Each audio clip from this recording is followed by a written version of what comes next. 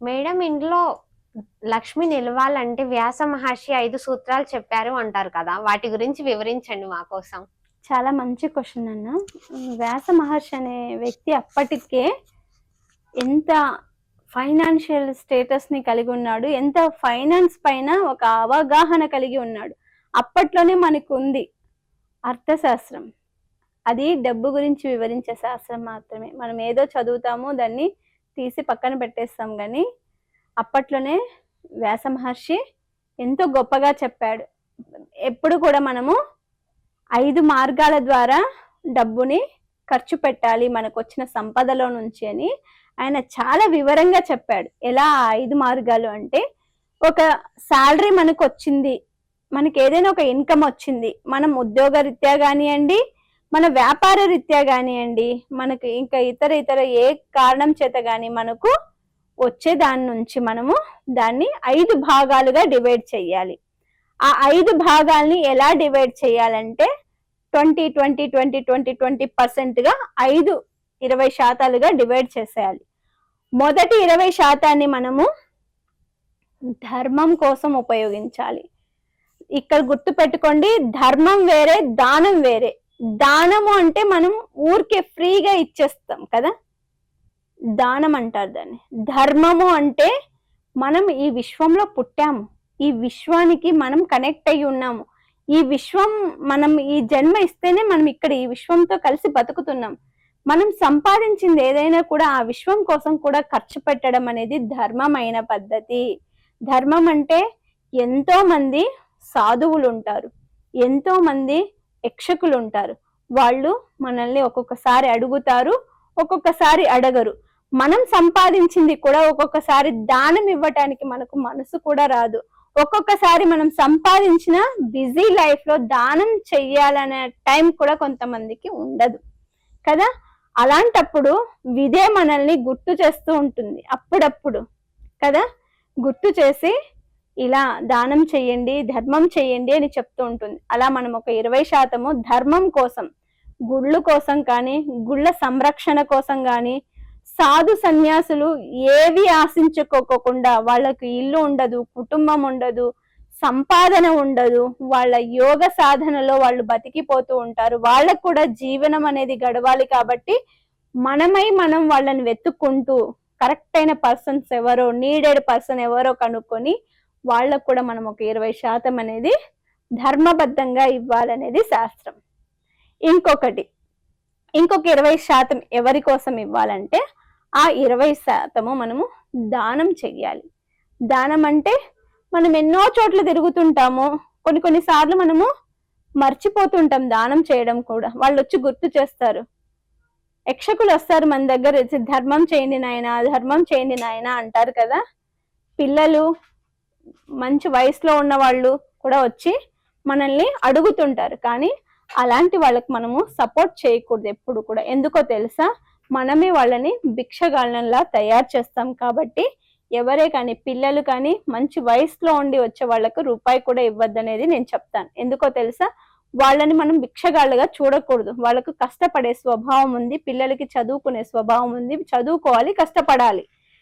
ఎవరైతే చేత కాని స్థితిలో ఉంటారో, ఒక వయసు అయిపోయి యక్షకులుగా బతుకుతారో, లేకపోతే ఒక ఫిజికలీ హ్యాండిక్యాప్డ్ గా ఉండి యక్షకులుగా బతుకుతారో, వాళ్ళకు మాత్రం ఖచ్చితంగా వెతుక్కొని వెళ్ళి మీ అంతకు మీరు ధర్మం చేయండి. మీరు అల్లి వెళ్ళి ధర్మం చేయని పక్షంలో వాళ్ళు వచ్చి మిమ్మల్ని అడిగితే, చేయి చాస్తే మాత్రం లేదు అనుకోకుండా ఈ 20% మాత్రం మీరు ఒక్కరికి ఇవ్వమని నేను చెప్పట్లేదు.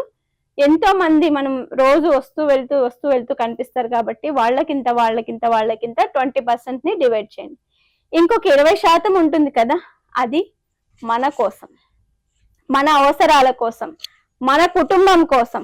మనం ఒక సంసారికమైనటువంటి జీవితంలో ఉన్నాం కాబట్టి మనకు అవసరం. కాబట్టి ఆ 20% భూములు కొంటారా, రియల్ ఎస్టేట్ లో పెడతారా, లేకపోతే ఫండ్స్ లో పెడతారా, లేకపోతే షేర్ మార్కెటింగ్ లోకి పెడతారా, ఆ ఉన్న డబ్బుని మీరు రెట్టింపు చేసుకోవడం కోసము మీరు ఖచ్చితంగా 20% అనేది వాడుకోవాలి.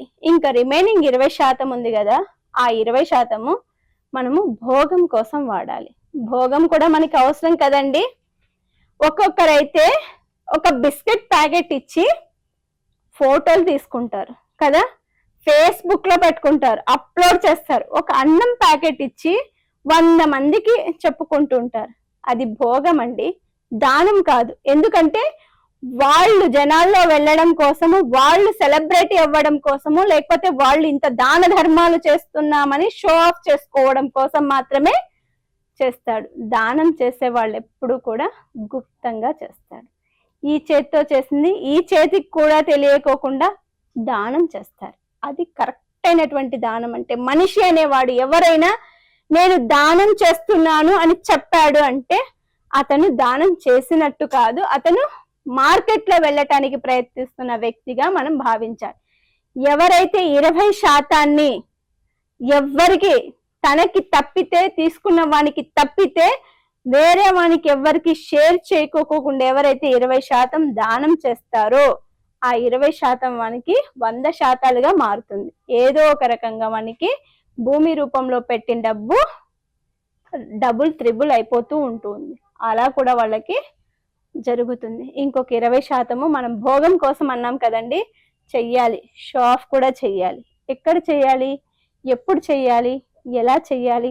పెద్ద పెద్ద దేవాలయాలు కట్టిస్తాం కదా, ఆ దేవాలయాల పైన మన శిలా ఫలకాన్ని చెక్కిస్తుంటాం. ఫలానా కుటుంబీకులు ఇన్ని లక్షలు ఇచ్చి ఈ గుడిని నిర్మించారు, ఫలానా కుటుంబీకులు ఈ స్కూల్ ని కట్టించారు, ఫలానా కుటుంబీకులు ఈ వాటర్ ట్యాంక్ ని కట్టించారు, ఫలానా రాజకీయ వ్యక్తి ఈ కాలేజ్ కట్టించారు అంటారు చూడండి. అప్పుడు పెట్టండి మీ పేరు బయట కదా. అది మంచి కార్యమే కదా, 10 మంది బాగుపడుతున్నారు కదా, 10 మంది ఆ కాలేజ్ నుంచి బయటకు వస్తున్నారు కదా, 10 మంది ఆ దేవాలయాలకు వెళ్తున్నారు కదా, అక్కడ మీకు పుణ్యం వస్తుంది కదా. మీ శిలాశాసనాన్ని వాళ్ళు చూసి అవునబ్బా పలానా వాళ్ళ అబ్బాయి అంట, గ్రేట్ అని అంటారు కదా, అప్పుడు కూడా మీకు మార్కెట్ పెరుగుతుంది కదా. ఇలాంటి వాళ్ళకి మీరు 20% అనేది ఖర్చు పెట్టండి. కానీ అనవసరంగా ఏదో బిల్డప్ల కోసమో, ఫేస్బుక్ లో చూపించుకోవడం కోసమో, లేకపోతే ఇన్స్టాగ్రామ్ లో చూపించుకోవడం కోసమో దయచేసి దానాలు చేయకండి. ఆ దానానికి విలువ ఉండదు. మనము దానం అనే దానికి డెఫినేషన్ మార్చేస్తున్నాం. ఎవరైతే మీరు దానం చేయాలి, ధర్మం చేయాలి అనుకుంటే వాళ్ళు ప్రతి ఒక్కరు కూడా ఈ చేత్తో ఇచ్చిన డబ్బు ఈ చేతికి కూడా తెలియకోకుండా చేయమని అంతటి మహానుభావుడు రమణ మహర్షి గారు మనకు, వ్యాస మహర్షి గారు మనకు చెప్పారండి. ఈ సూక్తుల ద్వారా మనం ఎంత నేర్చుకున్నామో, ఎలాంటి దాన ధర్మాలు చేసుకున్నాం అనేది మీకు మీరే ఊహించుకుంటారని